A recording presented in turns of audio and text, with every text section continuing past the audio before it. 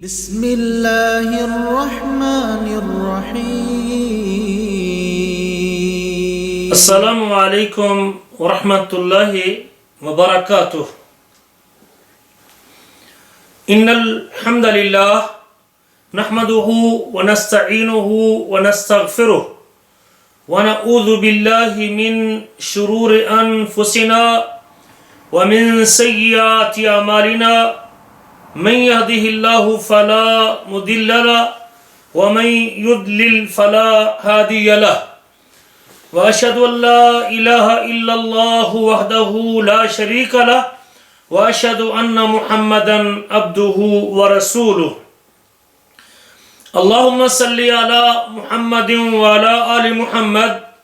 كما صليت على إبراهيم وعلى آل إبراهيم إنك حميد مجيد۔ اللهم بارك على محمد وعلى آل محمد كما باركت على إبراهيم وعلى آل إبراهيم إنك حميد مجيد۔ رب اشرح لي صدري ويسر لي أمري واحلل عقدة من لساني يفقهوا قولي۔ اللهم انفعنا بما علمتنا وعلمنا ما ينفعنا وزدنا علما ينفعنا۔ اللهم أرنا الحق حقا وارزقنا اتباعه وارنا الباطل باطلا وارزقنا اجتنابه۔ اما بعد فاعوذ بالله من الشيطان الرجيم۔ يا ايها الذين آمنوا اتقوا الله حق تقاته ولا تموتن الا وانتم مسلمون۔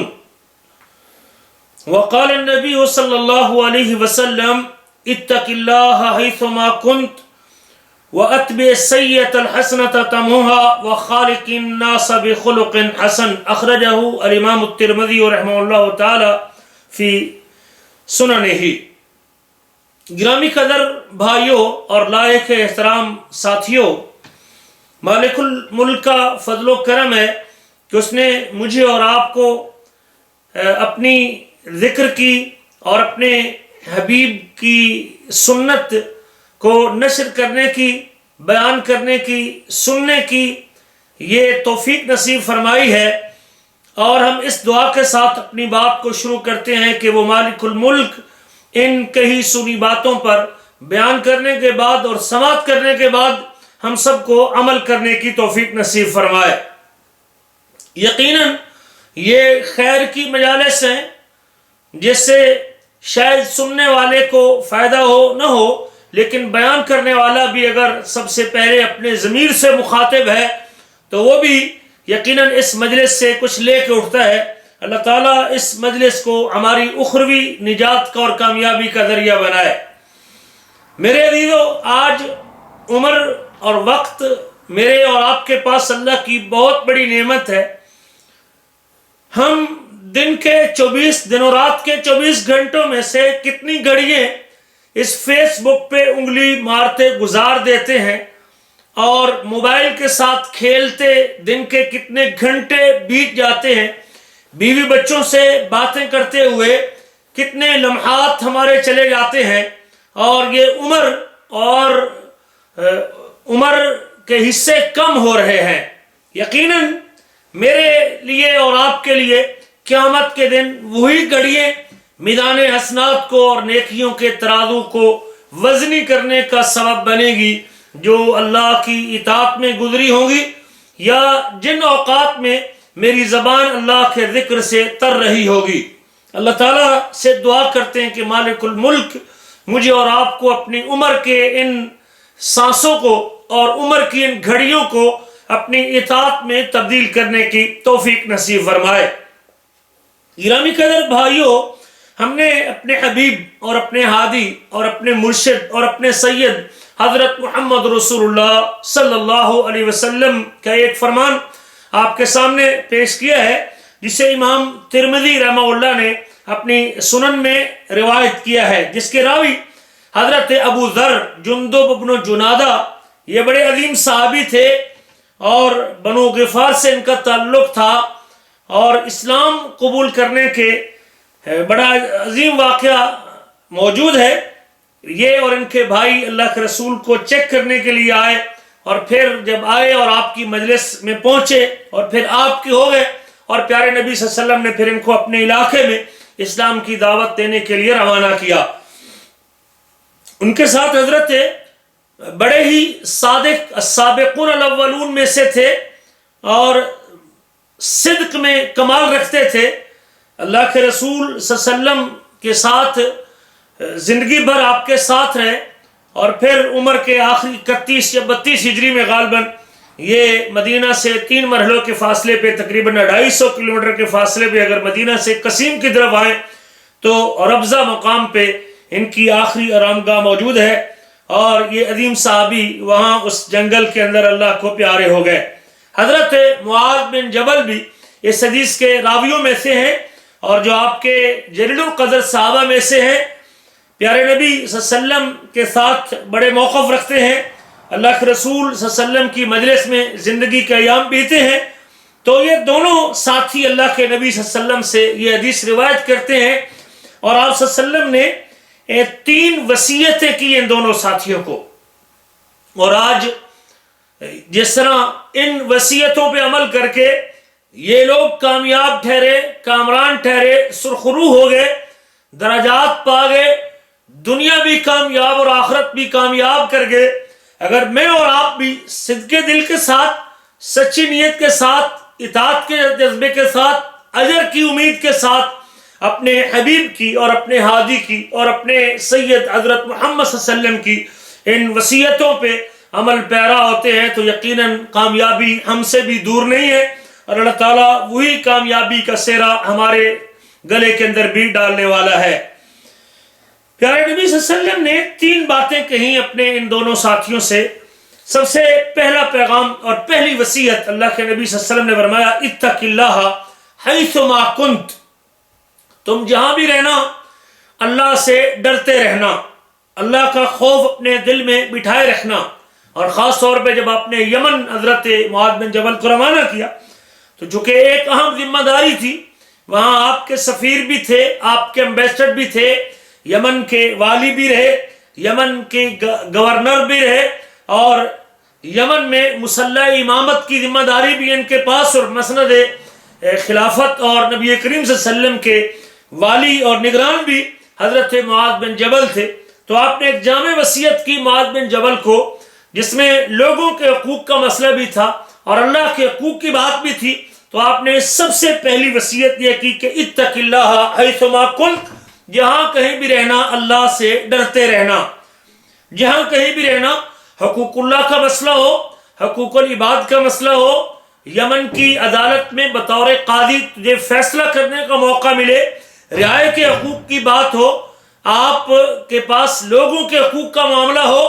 تو اللہ کا ڈر تیرے دامن سے نکلنا نہیں چاہیے، خوف الہی تیرے دامن میں ہمیشہ رہنا چاہیے۔ اتق اللہ حیثما کنت۔ پیارے رسول صلی اللہ علیہ وسلم کی وصیتوں میں سے ایک عظیم وصیت یہ تھی کہ آپ تقوی کی وصیت کرتے تھے، اور یہ صرف اللہ کے نبی صلی اللہ علیہ وسلم کی وصیت نہیں ہے، بلکہ اللہ تعالیٰ نے اپنی کتاب میں پچھلے لوگوں کی، پہلے لوگوں کی، اولین اور آخری لوگوں کے اوصاف ذکر کرتے ہوئے فرمایا ہے کہ، اور ان کے بیان میں اللہ نے فرمایا ہے، فرمایا وَلَقَدْ وَصَّيْنَا الَّذِينَ أُوتُوا الْكِتَابَ، یہ صرف نبی کریم کی وصیت نہیں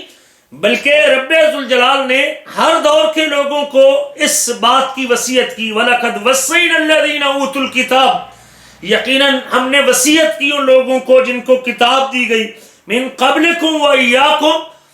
بھلے وہ آپ سے پہلے تھے یا آپ لوگ ہیں، ان اتقوا اللہ، کہ تم اللہ سے ڈر جاؤ۔ تو یہ اللہ تعالیٰ کی وصیت بھی ہے، اور اللہ فرماتے ہیں اپنی کتاب میں وَاتَّقُوا اللَّهَ الَّذِي إِلَيْهِ تُحْشَرُونَ، ڈرو اس اللہ سے جس کی طرف تم اکٹھے کیے جاؤ گے، جمع کیے جاؤ گے، جس کے سامنے حشر کا میدان قائم ہونا ہے اور جس کے سامنے تم نے جمع ہونا ہے، اس ذات سے ڈرتے رہو۔ اور آپ صلی اللہ علیہ وسلم ہر جمعہ میں بلکہ ہر خطبہ میں پیارے نبی صلی اللہ علیہ وسلم کی وصیت میں یہ بات شامل رہتی تھی۔ آپ صلی اللہ علیہ وسلم فرماتے ہیں، بلکہ اللہ تعالیٰ فرماتے ہیں، آپ صلی اللہ علیہ وسلم یہ 3 آیتوں کا ہر خطبے میں تقریباً تلاوت کرتے تھے۔ آپ صلی اللہ علیہ وسلم فرمایا کرتے تھے اور یہ آیت پڑھا کرتے تھے، یا ایھا الذین آمنوا اتقوا اللہ حق تقاتہ ولا تموتن الا وانتم مسلمون، ایمان والو اللہ سے ڈرو جس طرح ڈرنے کا حق ہے۔ یہ اللہ تعالیٰ مومن بندوں کو وصیت کرتے ہیں، یا ایھا الذین آمنوا اتقوا اللہ حق تقاتہ ولا تموتن الا وانتم مسلمون،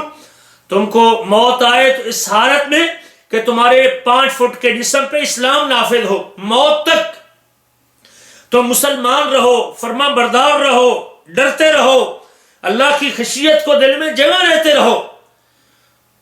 آپ صلی اللہ علیہ وسلم یہ آیت بھی پڑھا کرتے تھے، یا ایھا الناس اتقوا ربکم الذی خلقکم من نفس واحدہ وخلق منها زوجها وبث منہما رجالا کثیرا ونساء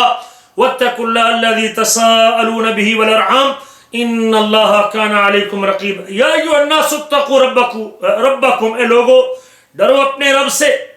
جس نے تم کو ایک جان سے پیدا کیا، پھر اس سے اس کی بیوی کو پیدا کیا، وبث منہما رجالا کثیرا ونساء، اور پھر ان دونوں میں سے بہت زیادہ مردوں اور عورتوں کو پیدا کیا، واتقوا اللہ الذی تساءلون به، اور ڈرو تم اس اللہ تعالیٰ سے جس کے نام کا واسطہ دے کے تم سوال کرتے ہو، اور ڈرو تم رحم کی رشتہ داریوں سے، ان اللہ کان علیکم رقیبا، بے شک اللہ تعالیٰ تم پر نگہبان ہے، اللہ تم پر نگران ہے۔ یہی تقوی ہے، اللہ کی نگرانی کا احساس، اللہ کی نگہبانی کا احساس، اللہ کی مراقبت کا احساس جس بندے میں بیدار ہے، وہ اپنے ہر بول سے پہلے، ہر قول سے پہلے، ہر حرکت سے پہلے، ہر قدم سے پہلے، ہر ایکشن سے پہلے اور ہر اقدام سے پہلے جب اس کے ذہن میں یہ بات راسخ ہو کہ میرے اس عمل کو، میرے اس قول کو، میری اس بات کو میرا رب سن رہا ہے، میرے اللہ کے علم میں ہے، کوئی چیز میرے اللہ سے چھپی ہوئی نہیں ہے، اللہ کی نگرانی کا احساس جب ہر بندے کے دل میں بیدار ہے تو یقیناً وہ شخص اللہ سے ڈرنے والا ہے۔ تیسری آیت بھی پیارے نبی صلی اللہ علیہ وسلم کے خطبوں میں شامل رہتی تھی، یا ایھا الذین آمنوا اتقوا اللہ وقولوا قولا سدیدا، ایمان والو اللہ سے ڈرو اور بات سیدھی کرو، یصلح لکم اعمالکم ویغفر لکم ذنوبکم، تقوی اختیار کرو گے، بات سیدھی کرو گے، وہ تمہاری بگڑی بنا دے گا۔ اللہ سے ڈرتے رہنے والا شخص اور اللہ سے خشیت اختیار کرنے والا بندہ، اللہ اس کی بگڑی بنا دیتے ہیں، اللہ اس کے لیے نکلنے کی راہیں پیدا کر دیتے ہیں، اللہ ذوالجلال اس کی زندگی کی مجدار میں پھنسے ہوئے رات سے بھی اللہ تعالیٰ اس کو نجات دے دیتے، مشاکل میں اٹکے ہوئے لوگوں کے لیے نکلنے کی راہیں پیدا کر دیتے ہیں۔ وَمَن يَتَّقِ اللَّهَ يَجْعَل لَّهُ مَخْرَجًا، جو اللہ سے ڈرتا ہے اللہ اس کے لیے نکلنے کی راہ پیدا کر دیتے ہیں۔ تو اللہ فرماتے ہیں یُصْلِحْ لَكُمْ أَعْمَالَكُمْ وَيَغْفِرْ لَكُمْ ذُنُوبَكُمْ، اللہ تمہاری بگڑی بنا دے گا، حالات ٹھیک کر دے گا، درست کر دے گا معاملات کو، اور تمہارے گناہوں کو معاف کر دے گا۔ وَمَن يُطِعِ اللَّهَ وَرَسُولَهُ فَقَدْ فَازَ فَوْزًا عَظِيمًا، اور جو بھی اللہ سے ڈرتا رہا اور جو بھی اللہ کی اطاعت کرتا رہا اور اس کے رسول کی اطاعت کرتا رہا، وہ سب سے بڑی کامیابی حاصل کر لے گا۔ تقوی کیا چیز ہے جس کی اللہ نے بھی وصیت کی اور اللہ نے بھی مومن بندوں کو حکم دیا، اور ایک نہیں کئی جگہوں پہ حکم دیا، اور ایک آیت میں تو 2 مرتبہ حکم دیا۔ یہ تقوی ہے کیا؟ آئیے ذرا اس کا مفہوم بھی سمجھ لے آج کی مجلس میں۔ کہتے ہیں تقوی کی حقیقت یہ ہے کہ انسان جس چیز سے بچنا چاہتا ہے یا جس چیز سے ڈرتا ہے اس کے درمیان اور اپنے درمیان کوئی آڑ اور رکاوٹ قائم کر لے۔ ان یجعل العبد بینہ وبین ما یخافہ ویحذر، جس چیز سے بندہ ڈرتا ہے اور جس چیز سے بچنا چاہتا ہے اس کے درمیان اور اپنے درمیان جب کوئی رکاوٹ خیر کر لے، کوئی حاجز بنا لے، کوئی رکاوٹ بنا لے، کوئی پردہ حائل کر لے، تو یقیناً یہ وہ شخص ہے جو تقوی اختیار کرنے والا ہے۔ اللہ تعالیٰ سے ڈرنے کا مطلب کیا ہے؟ اللہ تعالیٰ سے ڈرنے کا مطلب یہ ہے کہ یجعل بینہ وبین غضب اللہ وسخطہ وقایۃ من الاقوال والافعال تقیہ من ذلک، کہ انسان اللہ کی ناراضگی کے درمیان اور اللہ کے غضب کے درمیان کوئی ایسی رکاوٹ بنا لے کوئی ایسا بچاؤ کا طریقہ اختیار کر لے کہ جس سے اللہ کے غضب سے بچا رہے اور اللہ کی ناراضگی سے بچا رہے. ایسے اقوال، ایسے افعال بجا لائے، ایسی باتیں زبان سے کرے، ایسا عمل پیش کرے جس سے وہ اللہ کے غضب سے اپنے آپ کو محفوظ کر سکے، اللہ کی ناراضگی سے اپنے آپ کو بچا سکے. طلق ابن حبیب نے تقوی کی تعریف یہ بھی کی ہے کہ تقوی یہ ہے کہ انت عمل بطاعت اللہ علی نور من اللہ ترجو ثواب اللہ. آپ اللہ کی اطاعت کرتے رہیں اور اللہ کی طرف سے نور کی بنیاد پر اس کی اطاعت کا دم بھرتے رہیں، اللہ کی بات مانتے رہیں، اس کا حکم بجا لاتے رہیں، اس کے اوامر کو پورا کرتے رہیں، جس چیز کا رب نے حکم دیا ہے اس کے سامنے سر تسلیم خم کرتے رہیں. انت عمل بطاعت اللہ علی نور من اللہ. بعض کا بندہ نیکی کرتا ہے، اللہ کا امر بجا لاتا ہے، باپ کے ڈر کی وجہ سے، استاذ کے ڈر کی وجہ سے، لوگوں کے ڈر کی وجہ سے کہ لوگ کہیں گے کہ یہ بے نماز آدمی، لوگوں کو پتہ چل جائے گا کہ یہ مولوی صاحب ہے اور اس نے داڑھی رکھی ہوئی ہے، نماز نہیں پڑھتا. تو اگر آپ لوگوں سے بچنے کے لیے نماز پڑھتے ہیں، لوگوں سے بچنے کے لیے کوئی نیکی اختیار کرتے ہیں، لوگوں کے سے بچنے کے لیے اللہ کے امر کو پورا کرتے ہیں، تو یہ تقوی نہیں. آدمی کے اندر رب ذوالجلال کی محبت اور اللہ کے پیار کا وہ نور بیدار ہونا چاہیے جو اسے نیکی کرنے پہ آمادہ کرے، جو اسے اللہ کی اطاعت پر مجبور کرے. اس کے دل کے اندر اللہ کا پیار اس قدر دل پیار سے بھر جائے کہ وہ پیار جب اللہ کی اطاعت پہ بندے کو لگا دے اور اندر سے آواز اٹھے اسے نیکی کرنے کی اور اطاعت پر چلنے کی، یہ ہے نور. یہ نور کی بنیاد پر نیکی ہے. اور ترجو ثواب اللہ، آپ اللہ سے ثواب کی امید بھی رکھیں، صرف دنیاوی منفعت نہیں کہ اللہ میرا رب اس نیکی پہ، اس اطاعت پہ، اس امر پر بجا لانے سے اور اس امر کو پورا کرنے پہ اور اس حکم کو ادا کرنے پہ میرا رب مجھے اجر سے نوازے گا، میرا رب مجھے ثواب عطا کرے گا. یہ ایک حصہ ہے تقوی کا. اور تقوی کا دوسرا حصہ یہ ان تترک معصیت اللہ، آپ اللہ کی نافرمانی کو چھوڑ دیں، چھوٹی نافرمانی ہو یا بڑی نافرمانی، وہ شرک ہو، وہ بدعت ہو، وہ زنا ہو، وہ جھوٹ ہو، وہ چغلی ہو، وہ چوری ہو، وہ غیبت ہو، ماں باپ کی نافرمانی ہو. ان تترک معصیت اللہ. ایک شخص ماں باپ کی خدمت اس لیے کرتا ہے کہ لوگ کہیں گے کہ بوڑھے باپ کو سنبھالتا نہیں. ایک شخص زنا اس لیے چھوڑتا ہے کہ اوپر سے کسی بندے نے دیکھ لیا. ایک بندہ چوری اس لیے چھوڑ رہا ہے کہ دکان میں کیمرے لگے ہوئے. تو یہ اللہ کی طرف سے نور کی بنیاد پر نہیں ہے. ان تترک معصیت اللہ علی نور من اللہ، آپ اللہ کی نافرمانی کو چھوڑیں لیکن اللہ کی طرف سے نور کی بنیاد پر آپ کا دل اللہ کی ہیبت سے لبریز ہو اور آپ کا دل اللہ کی خشیت سے بھرا ہوا ہو اور آپ اندر سے مجبور ہو جائیں اس گناہ کو چھوڑنے پہ. اللہ کا پیار تجھے گناہ چھوڑنے پہ مجبور کر دے، لوگوں سے بچنے کے لیے نہیں، اپنی عزت کی دفاع کے لیے نہیں، اپنا سٹیٹس قائم رکھنے کے لیے نہیں، صرف اس لیے کہ میرے رب نے منع کیا ہے. اور جب یہ کیفیت ہوگی تو پھر وہ اکیلا بھی بیٹھا ہوگا تو اللہ سے ڈرے گا. جب وہ خلوت میں ہوگا تب بھی اللہ سے ڈرے گا. خلوت اور جلوت، اکیلا ہو یا خلوت میں ہو یا لوگوں کے مجمع میں ہو، جو شخص ہر لمحہ ہر گھڑی اللہ سے ڈرتا ہے، اور یہی اللہ کے نبی نے وصیت کی، اتق اللہ حیث ما کنت، جہاں کہیں بھی ہو اللہ سے ڈرتے رہنا. علی نور من اللہ تخاف عقاب اللہ، اللہ کی سزا کا ڈر بھی بندے کو ستائے. اللہ تعالیٰ میرے اس جرم کے ارتکاب پہ اور اس گناہ کے ارتکاب پہ اور اس برائی سے دامن کو آلودہ کرنے پہ اور اس برا کام کرنے پہ اور اس حرام کام کو اختیار کرنے سے، اس جھوٹ اور چغلی کرنے میں میرا رب مجھے سزا سے دوچار کرے گا. اور جب یہ قوت اسے گناہ چھوڑنے پہ مجبور کرتی، حرام چھوڑنے پہ مجبور کرتی ہے، یہ شخص متقی ہے. حضرت عمر بن عبدالعزیز فرماتے ہیں تقوی یہ نہیں ہے کہ آپ دن کو روزہ رکھ لیں اور رات کو قیام کر لیں. التقوی لیس تقوی اللہ بصیام النہار و قیام اللیل، رات کو قیام کرنے سے پوری رات قیام کرتا رہے، دن بھر روزہ رکھتا رہے اور دونوں کو ملا کے زندگی گزارتا رہے. یہ نہیں ہے تقوی یہ ہے کہ انسان جس چیز کو اللہ نے حرام کیا اسے چھوڑ دے. بڑے پہلی صف کے نمازی، بڑے تکبیر اولیٰ سے شامل ہونے والے ہیں، لیکن اپنی بہن اور بیٹی کو وراثت نہیں دیتے. بڑے نیک متقی شوق لوگ ہر سال میں 2 مرتبہ حج کرنے والے بھی اور رمضان میں آنے والے بھی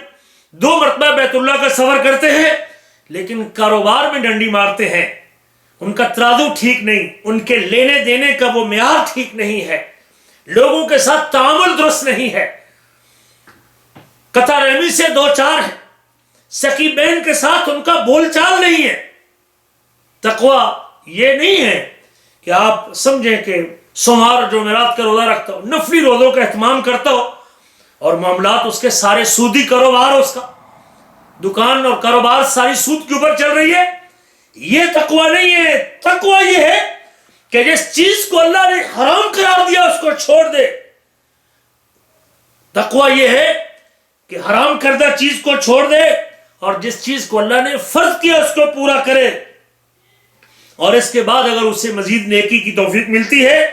تو یہ خیر کے اوپر مزید خیر ہے. اللہ کے نبی صلی اللہ علیہ وسلم کی یہ وصیت جب کسی لشکر کو بھیجتے، جب کسی ساتھی کو روانہ کرتے، جب کسی ایلچی کو روانہ کرتے، جب کوئی نمائندہ بھیجتے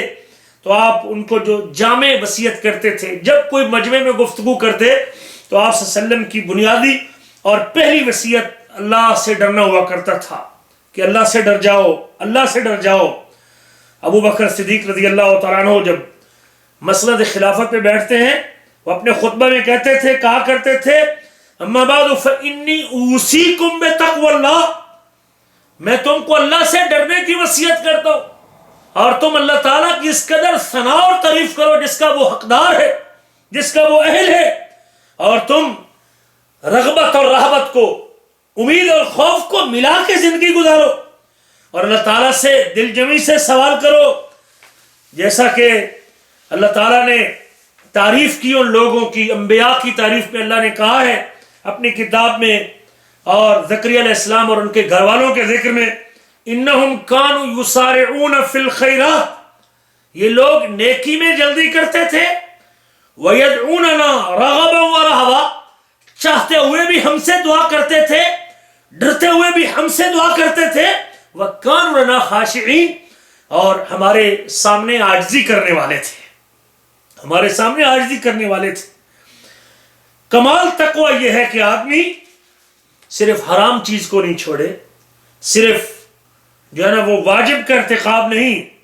بلکہ واجب سے دامن بچانا نہیں، بلکہ کمال یہ ہے کہ آدمی مشکوک چیز سے بھی اپنے دامن کو بچا کے رکھے. حضرت ابو درداء کہتے ہیں پورا تقوی اسے کہتے ہیں، پوری پرہیزگاری اس چیز کا نام ہے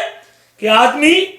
جو ہے نا وہ ذرے سے بھی بچے. اگر وہ مشکوک ہے، حرام کا ہے، حلال کا نہیں ہے، تو آدمی کو چاہیے کہ وہ اس سے بھی اپنے دامن کو بچا کے رکھے. امام حسن بصری کہتے ہیں کہ صرف حلال چھوڑنے سے اور حرام سے بچنے سے جو ہے نا وہ تقوی نہیں ہے. انسان مسلسل زندگی بھر جب اس وصف سے قائم رہے اور ایسی چیزوں کو چھوڑتا رہے جس کو اللہ تعالیٰ نے جو ہے نا وہ حرام کیا ہے، اور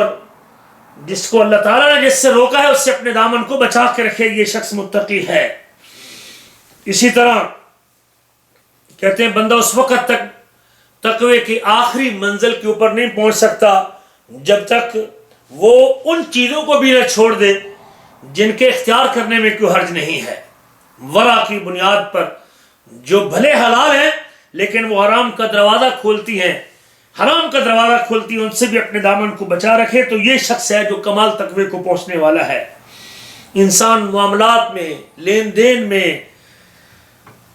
اخلاق میں، اتباع میں، زندگی کے ہر شعبے میں جب اللہ سے ڈرتا ہے تو یقیناً یہ وہ شخص ہے جو تقوی کے فوائد کو سمیٹنے والا ہے اور جو پرہیزگاری کو اختیار کرنے والا ہے. اکیلا ہو، پوشیدہ ہو، لوگوں کے سامنے ہو، چھپا ہوا ہو، لوگوں کے سامنے ظاہر ہو، اسے ہر دم اپنے اللہ سے ڈرنا چاہیے. اور یہ اللہ کے نبی کی پہلی وصیت تھی کہ اتق اللہ حیثما کنت. پیارے نبی دعا کیا کرتے تھے میرے عزیزو، اور دعا کیا تھی؟ فرمایا کرتے تھے اسألک خشیتک فی الغیب والشہادہ، اللہ میں تجھ سے لوگوں کے سامنے بھی اور غیب میں بھی تیری خشیت کا سوال کرتا ہوں، اکیلا ہوں تب بھی تجھ سے ڈرتا رہوں، لوگوں کے مجمع میں ہوں تب بھی تجھ سے ڈرتا رہوں، اللہ میرے دل میں وہ خشیت پیدا کر دے اور وہ ڈر پیدا کر دے جس ڈر کی وجہ سے میں مجمع کے اندر بھی تیرے کسی حکم کی عدولی نہ کر بیٹھوں، اور لوگوں کے سامنے ہوں یا اکیلا ہوں پھر بھی تیرا کوئی حکم مجھ سے ٹوٹ نہ جائے۔ حضرت معاذ کے بارے میں آتا ہے کہ اللہ کے نبی صلی اللہ علیہ وسلم نے فرمایا تھا کہ آپ اللہ تعالیٰ سے اس طرح حیا کیجئے، اللہ تعالیٰ سے اس طرح حیا کیجئے جس طرح اپنے گھر والوں کے کسی وجیح آدمی کی اور کسی ذی وقار آدمی کی، قابل عزت اور قابل احترام شخص سے جس طرح بندہ حیا کرتا ہے اور بعض ایسی چیزوں کو چھوڑ دیتا ہے اس کی وجاہت اور اس کی نیکی کی وجہ سے، اس کی عظمت اور اس کی شان کی وجہ سے آدمی کو اللہ تعالیٰ کا اس طرح حیا کرنا چاہیے۔ اس لیے یہ پہلی وصیت اللہ کے نبی صلی اللہ علیہ وسلم نے کی تقوی کے حوالے سے۔ دوسری وصیت آپ صلی اللہ علیہ وسلم نے فرمائی کبھی انسان سے اس تقوی کے منافی کام ہو جائے اور کبھی اس کے برعکس کام ہو جائے، کبھی وہ اللہ کی حکم عدولی کر بیٹھے، تو پھر پیارے نبی نے دوسری وصیت یہ کی ہے وَأَتْبِعِ السَّيِّئَةَ الْحَسَنَةَ تَمْحُوهَا، کہ آپ گناہ کے بعد، برائی کے بعد، برے عمل کے بعد اللہ کی مخالفت کا کوئی اور اللہ تعالیٰ کا حکم کو ٹوٹ گیا ہے تو اس کے بعد نیکی کر لیں،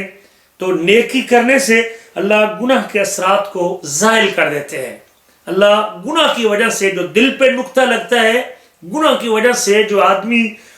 اور بندے کے درمیان ایک پردہ حائل ہوتا ہے، گناہ کی وجہ سے جو بندے پہ ایک وحشت کی کیفیت طاری ہوتی ہے، نیکی اس وحشت کو ختم کر دیتی ہے، نیکی اس حجاب کو توڑ دیتی ہے، نیکی اس دل کے اوپر سیاہ نشان کو مٹا دیتی ہے۔ اتبع السیئۃ الحسنۃ تمحوها، آپ نیکی کر کے دیکھیں کہ انسان کا دل کس طرح پالش ہوتا ہے۔ اللہ فرماتے ہیں اپنی کتاب میں وَأَقِمِ الصَّلَاةَ طَرَفَيِ النَّهَارِ، کہ آپ نماز کو قائم کیجئے دن کے دونوں کناروں میں،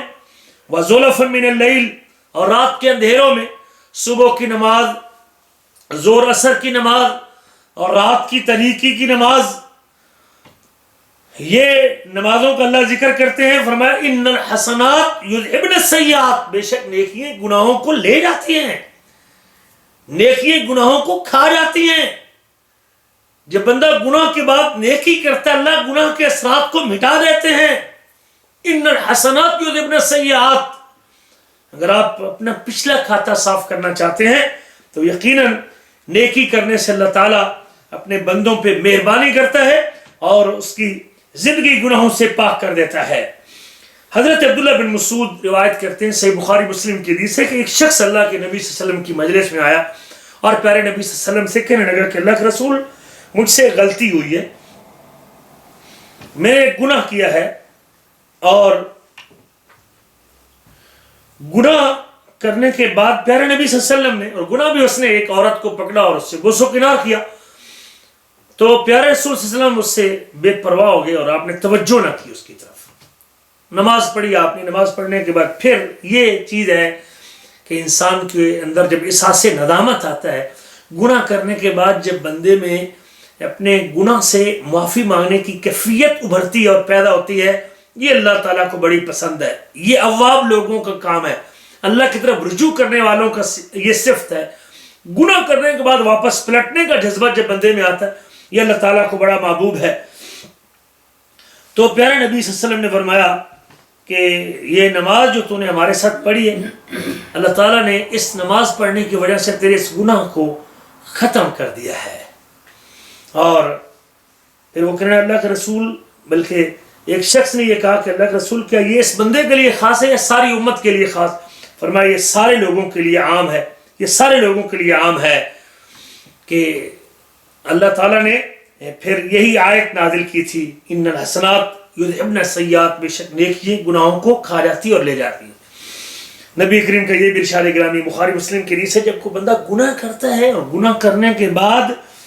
پھر وہ اعتراف کر لیتا ہے اپنے گناہ کا، اللہ مجھ سے یہ غلطی ہو گئی، اللہ میں نے یہ گناہ کیا، اللہ مجھ سے یہ کمی ہو گئی ہے، میں اس کمی میں واقع ہو چکا ہوں،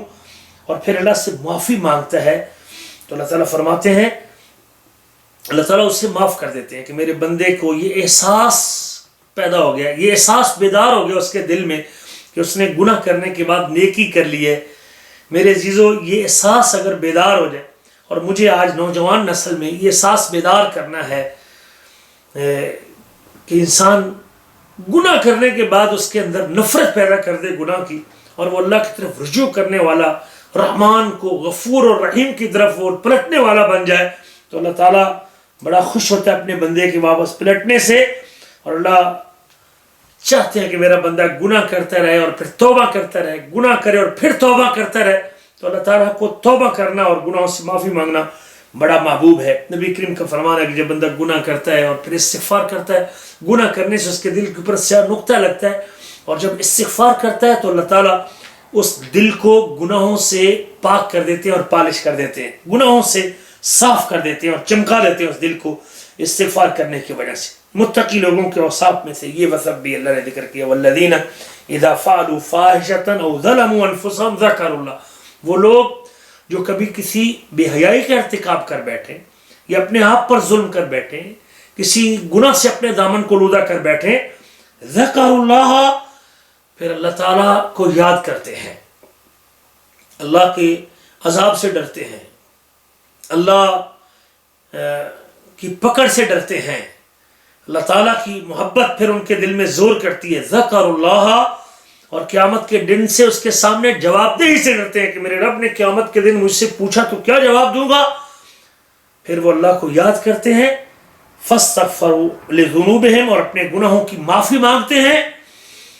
وَمَن يَغْفِرُ الذُّنُوبَ إِلَّا اللَّهُ، اللہ کے علاوہ کون گناہوں کو معاف کرنے والا ہے۔ اور وہ پھر ڈٹتے نہیں، اڑتے نہیں، اصرار نہیں کرتے اپنے گناہوں کے اوپر، اور وہ جانتے ہیں۔ تو یقیناً یہ متقی لوگوں کا شیوا ہے اور یہ ڈرنے والوں کا طریقہ ہے۔ تو پیارے رسول صلی اللہ علیہ وسلم نے دوسری وصیت یہ کی کہ انسان نیکی کرنے کے بعد، گناہ کرنے کے بعد نیکی کر لے۔ اس کے دو معنی محدثین نے ذکر کیا ہے۔ ایک تو ایک معنی یہ ذکر کیا ہے کہ توبہ کر لے، اور توبہ سے تو اللہ شرک جیسے گناہ کو بھی معاف کر دیتا ہے، اور سود جیسے گناہ کو، زنا جیسے گناہ کو، چوری جیسے گناہ کو جب توبہ کر لے گا تو اللہ تعالیٰ توبہ سے اس کے سارے گناہوں کو۔ اور ایک معنی اس کا یہ بھی ذکر کیا ہے کہ کوئی بھی نیک عمل جب گناہ کرنے کے بعد کرتا ہے تو اللہ تعالیٰ اس نیک عمل کی بدولت اس کے پچھلے گناہوں کو معاف کر دیتے ہیں اور نیک عمل کو اس کے گناہوں کا کفارہ بنا دیتے ہیں۔ بہرحال وہ واقعہ آپ نے سنا ہے جس نے 99 قتل کرنے کے بعد جب اس نے اپنے لیے حل ڈھونڈنا چاہا اور اس کے دل میں رغبت پیدا ہو گئی اپنے اللہ کے قریب آنے کی، اور اللہ تعالیٰ کی محبت جاگ اٹھی کہ میرے لیے کوئی ہے ایسی صورتحال کہ جس سے اللہ مجھے معاف کر دے، تو بہرحال اس شخص نے کہا نہیں تیرے لیے تو کوئی ایسی جگہ نہیں، تو اس نے اس کو بھی قتل کر دیا۔ تو پھر آخر کار کسی اہل علم کے پاس گیا اور اس نے بتایا اسے کہ اللہ بڑا مہربان ہے، وہ تو رات کے تیسرے پہر پہلے آسمان پہ آ کے آواز لگاتا ہے، کوئی ہے مجھ سے گناہوں کی معافی مانگنے والا، اللہ تو توبہ قبول کرنے والا ہے۔ اور پھر اس نے گناہوں کی زندگی سے توبہ کر لی، ابھی وہ نکلا ہی تھا برے لوگوں کی بستی سے۔ اس نے کہا تھا، اسے وصیت کی تھی کہ تم نیک لوگوں کی بستی مجلس چھوڑ، برے لوگوں کی مجلس چھوڑ دے، اچھے لوگوں کی مجلس اڈاپٹ کر لے۔ اور جب وہ نکلا برے لوگوں کی بستی سے تو اس کی روح قبض ہو گئی۔ اب جنت کے فرشتے کہتے ہیں کہ ہمارا آدمی ہے، جہنم کے فرشتے کہتے ہیں ہمارا آدمی ہے، اور آخرکار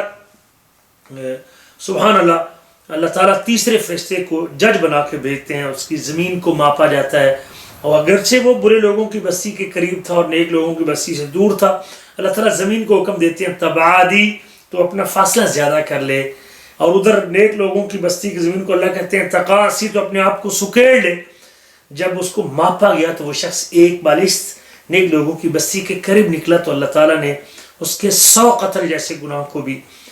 معاف کر کے، صرف نیکی کا ارادہ اس نے کیا تھا، ابھی نیکی کی نہیں تھی، بس فیصلہ کر لیا تھا، بس ہے میری، میں اللہ بس اب میرا دل تیرے لیے راغب ہے، اب میرے دل سے گناہ کی نفرت ہے، بس تو مجھے معاف کر دے۔ اور پھر مالک نے اسے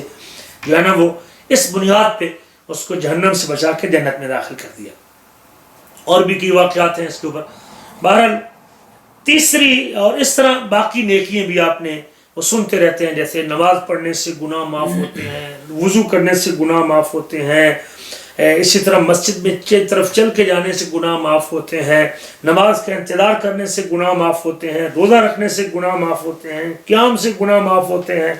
عمرہ اور حج سے گناہ معاف ہوتے ہیں، ذکر سے گناہ معاف ہوتے ہیں. لمبی فہرست ہے میرے عزیزو. مصائب پر صبر کرنے سے گناہ معاف ہوتے ہیں. تو ہمیں چاہیے کہ ہمیں نیکی میں اضافہ کرنا چاہیے. کبھی ہم سے کوئی کوتاہی ہو بھی جائے انسان ہونے کے ناطے سے تو پھر نیکی میں رغبت ہونی چاہیے، نیکی میں پہل ہونی چاہیے، نیکی میں سبقت ہونی چاہیے، تاکہ اللہ تعالیٰ میرے گناہوں کے بوجھ کو ہلکا کر دے. تیسری اور آخری وصیت اللہ کے نبی صلی اللہ علیہ وسلم نے یہ فرمائی تھی، وَخَالِقِ النَّاسَ بِخُلُقٍ حَسَنٍ. صرف حقوق اللہ نہیں، صرف نماز روزہ حج زکوٰۃ نہیں، صرف یہ نہ ہے کہ میں اللہ کے حقوق کو پورا کرتا ہوں اور اس کا اخلاق بالکل ڈیمیج ہو، اخلاقی پہلو اس کا بڑا خراب ہو، لین دین اس کا بڑا گیا گزرا ہو، اور لوگوں کے ساتھ تعلق اور رویہ اس کا بڑا ناقابل بیان ہو. یہ بڑی تکلیف دہ بات ہے. بعض لوگوں کو یہ گمان کہ میرا عقیدہ بڑا ٹھیک ہے، میں متبع سنت ہوں، میری داڑھی بڑی پوری ہے، اور ماشاءاللہ میں پہلی صف کا نمازی ہوں، میری تکبیر اولیٰ کبھی مس نہیں ہوئی، لیکن جہاں تک مالی معاملات ہیں تو اس میں اس کا معاملہ بڑا خراب نظر آتا ہے. تو اس میں اسے کوئی ڈر نہیں کہ میں کما کیا رہا ہوں، گھر میں لا کیا رہا ہوں، میرا کاروبار حلال کا ہے کیا رہا، میری کمائی جھوٹ. اب تو لوگ کہتے ہیں جھوٹ کے بغیر کام ہی نہیں چلتا. لین دین کا معاملہ، میری تجارت کیسی ہے، کبھی اس طرف لوگ غور کرنے کے لیے تیار ہی نہیں ہے. نہیں میرے عزیزو، آخری وصیت پیارے نبی صلی اللہ علیہ وسلم کی یہی تھی، وَخَالِقِ النَّاسَ بِخُلُقٍ حَسَنٍ. آپ لوگوں کے ساتھ اچھے اخلاق سے پیش ہیں، لوگوں کے حقوق کا بھی، پڑوسی کے حقوق کا خیال کریں، رشتہ داروں کے حقوق کا خیال کریں، بہن بھائیوں کے حقوق کا پاس کریں. آپ اپنے استاد کے اور اپنے والدین کے حقوق کا خیال کریں. آپ اپنے ساتھ اپنے کام کرنے والے ملازمین کے حقوق کا خیال کریں. آپ لوگوں کے لیے بڑے اچھے صحیح، اللہ ذوالجلال کے لیے بڑے اچھے صحیح، لیکن آپ کا لوگوں کے ساتھ معاملہ ٹھیک نہیں. یہ بڑا خطرناک پہلو ہے. وہ حدیث آپ سنتے رہتے ہیں صحیح مسلم کی، پیارے نبی فرماتے ہیں تدرون من المفلس، کیا تمہیں علم ہے کہ مفلس کیسے کہتے ہیں؟ آپ نے فرمایا مفلس کسے کہتے ہیں؟ صحابہ کرام صلی اللہ علیہ وسلم نے فرمایا کہ مفلس ہماری زبان تو اسے کہتے ہیں، بلکہ صحابہ نے کہا اللہ کے رسول آپ بہتر جانتے مفلس کسے کہتے ہیں. فرمایا میری امت کا مفلس یہ ہوگا جو قیامت کے دن نمازیں پڑھ کے آئے گا، روزے رکھ کے آئے گا، زکوٰۃ دے کے آئے گا، اور حقوق اللہ پورے کر کے آئے گا، لیکن ضرب ھذا وشتم ھذا واکل مال ھذا وسفک دم ھذا. اس بندے کا مال کھایا ہوگا، اس بندے کو مارا ہوگا، اس بندے پر ظلم کیا ہوگا، اس بندے کو قتل کیا ہوگا، اور اس بندے کو گالی دی ہوگی. لوگوں کے حقوق کو پامال کر کے آئے گا، اور اللہ تعالیٰ اس کی نیکیاں اٹھا کے، اس کی نیکیاں لے کے ان مظلومین کو جن کا مال کھایا تھا، جن پر ظلم کیا تھا، جن کو گالی دی تھی اور جن کا خون بہایا تھا، اللہ تعالیٰ اس کی نمازیں، اس کے روزے، اس کے حج وہ لے کے ان کو دیتے جائیں گے، حتیٰ کہ اس کی نیکیاں ختم ہو جائیں گی، اور اس کے ابھی گناہ جو ہے نا وہ اس کے ذمے ہیں، اور اس کے مطالبہ کرنے والے اس کے باقی ابھی تک. پھر اللہ تعالیٰ ان کے گناہ اٹھا اٹھا کے اس کے اوپر ڈال دیں گے، اور اس کو پھر جہنم کی آگ کے اندر ڈال دیں گے. تو اس لیے اس حدیث سے آپ اور میں سمجھ سکتے ہیں کہ لوگوں کے حقوق کا خیال کرنا کتنا اہم ہے اور کتنا ضروری ہے، تاکہ ہمارے کسی عمل سے لوگوں کے حقوق متاثر نہیں ہونے چاہیے. جب بندہ اس کا خیال کرتا ہے تو اللہ تعالیٰ اس کو دنیا میں بھی نواز دیتا ہے. وہ بنی اسرائیل کا ایک واقعہ ہے کہ 3 بندوں نے جو ہے نا وہ مزدوری کی، اور 3 بندے سفر میں نکلے اور ایک غار میں پھنس گئے، اور پھر اس غار سے بچنے کے لیے تینوں نے اپنے نیک عمل کا واسطہ دے کے اللہ تعالیٰ سے دعا کی. ان میں سے ایک نے کہا تھا کہ یا اللہ میں نے مزدور رکھے تھے اور سارے مزدور اپنی مزدوری لے کے چلے گئے، اور ایک شخص اپنی مزدوری چھوڑ گیا، اور جب کئی سالوں کے بعد اپنی مزدوری لینے کے لیے واپس پلٹا تو میں نے اسے کہا یہ گائیں بھی تیری، اور یہ اونٹ بھی تیرے، اور یہ بکریاں بھی تیری. تو اس نے کہا تو مجھ سے مذاق کرتا ہے؟ تو اس نے کہا نہیں یہ تیرا مال ہے، میں نے تیری اس ایک دن کی مزدوری کو انویسٹمنٹ کی اور اس میں اس کو کاروبار کام میں لگایا، جو تیرا حق بنتا تھا الگ کرتا تھا، جو میرا حق بنتا تھا میں الگ کرتا تھا. تو اللہ اکبر کبیرہ، یہ تیرا مال ہے، یہ میرا مال نہیں. وہ اپنی گائے اور بکریاں لے کے چلا گیا. تو اب یہ شخص کہتا ہے یا رب اگر میں نے اس بندے کے حق کا خیال کیا اور اس کا ایک پائی بھی اپنے مال میں شامل نہیں کی اور میں نے اس کا حق ادا کر دیا ہے تو صرف تیری ذات کے ایسے خوف کی وجہ سے تھا، تو تیری ذات کے ڈر کی وجہ سے تھا، تو غار کے منہ سے پتھر کو ہٹا دے. تو وہ غار کے منہ سے پتھر نیچے آ گیا. اسی طرح دوسرے دو بندوں نے بھی جو نیکی پیش کی تھی، ایک نے والدین کی خدمت کا عمل پیش کیا تھا اور ایک نے زنا سے بچنے کا عمل پیش کیا تھا. جب اس کے چچا کی لڑکی نے کہا تھا کہ اتق اللہ، کہ تو ڈر اللہ تعالیٰ سے، وہ کام نہ کر جس سے اللہ نے منع کیا ہے، تو اس نے کہا اللہ میں نے اس کو چھوڑ دیا اور صرف تیری ذات کا خوف تھا. تو اللہ کا ڈر اور اللہ کا خوف اور اس کی بنیاد پر لوگوں کے حقوق کا خیال اور ماں باپ کی خدمت کرنا، یہ انسان کی زندگی کی پریشانیوں کے ختم ہونے کا سبب بنتا ہے اور ذریعہ بنتا ہے. تو اخلاق بندے کا اگر اچھا ہے، جس کا اللہ نے حکم دیا ہے وَقُولُوا لِلنَّاسِ حُسْنًا، لوگوں سے اچھی بات کہو. اللہ نے نیک لوگوں کی تعریف کی ہے وَالْكَاظِمِينَ الْغَيْظَ وَالْعَافِينَ عَنِ النَّاسِ، جو غصے کو پینے والے اور لوگوں سے درگزر کرنے والے. حسن اخلاق ہوتا کیا ہے؟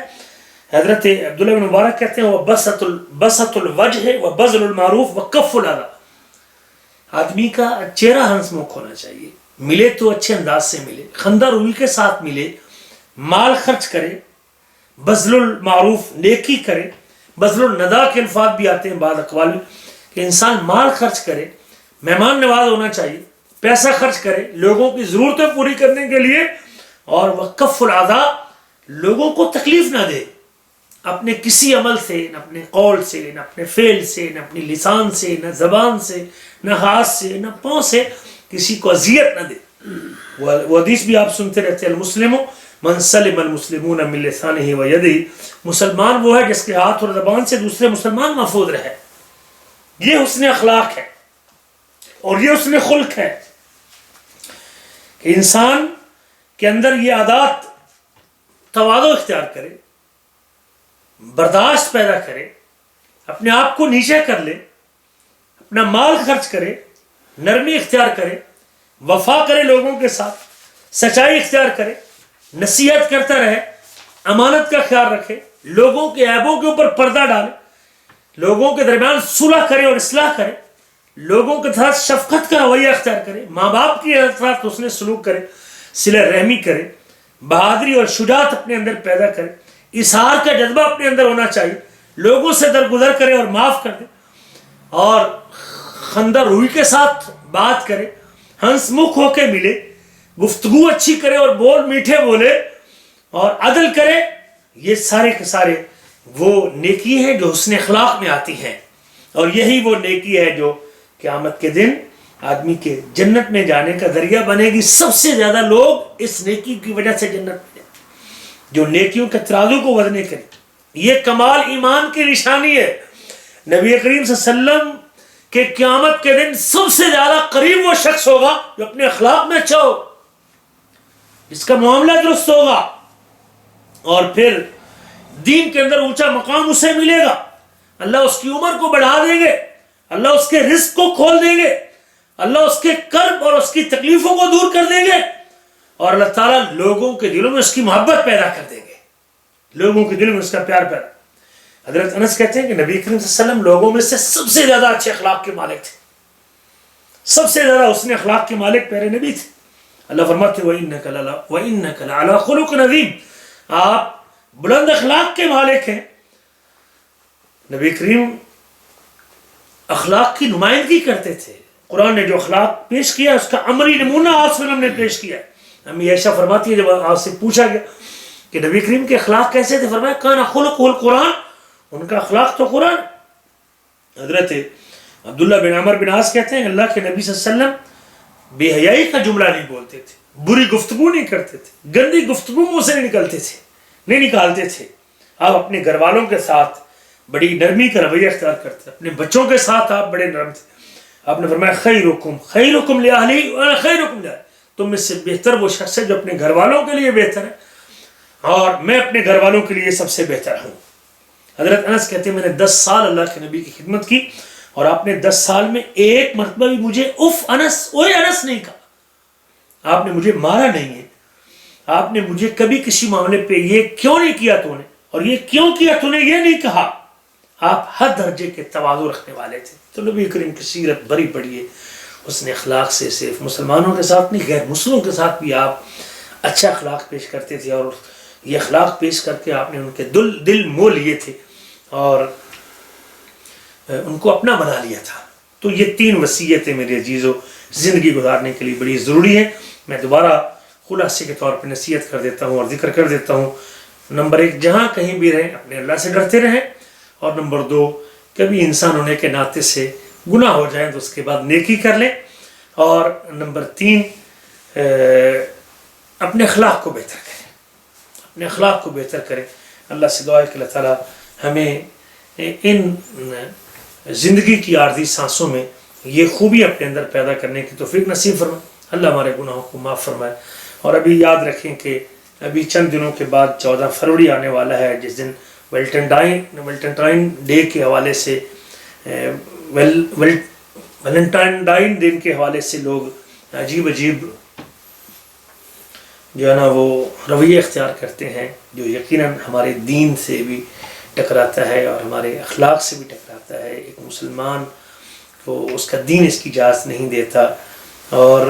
اس عید الحب کے دن یا عید عاشقاں کے دن اس قسم کا رویہ کرنا یہ مسلمانوں کا طرز عمل نہیں ہے۔ انسان سوچے کہ اگر میری بہن اور میری بیٹی اور